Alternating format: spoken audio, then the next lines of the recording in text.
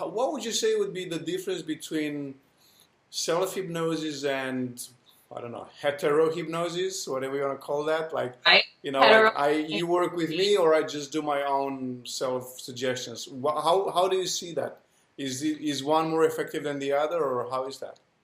You know, I have always been a do-it-yourselfer. I'm kind of a self-helper. I've gotten most of my personal growth through self-help books and self-help seminars and self-help audios and things like that. So I come from the school of thought that we really have the ability to hypnotize ourselves. And if when somebody else is hypnotizing us, we're just kind of accepting their guidance, but we're really doing it ourselves. Yeah. So it's kind of both.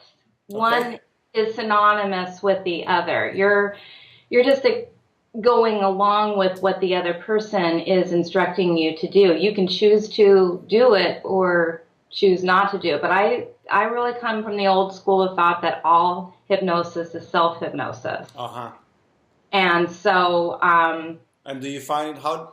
what I teach, that's my biggest thing, is I teach people self-hypnosis, and I have my self-hypnosis audios that people buy and do it themselves.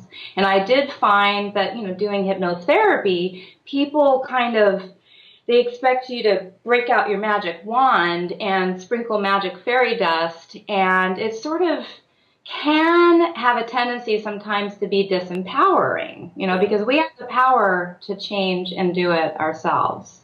So I kind of believe that if a person wants to change, they can do so by using self-hypnosis. And speaking of the effectiveness of this way or that way, what would be your opinion on that?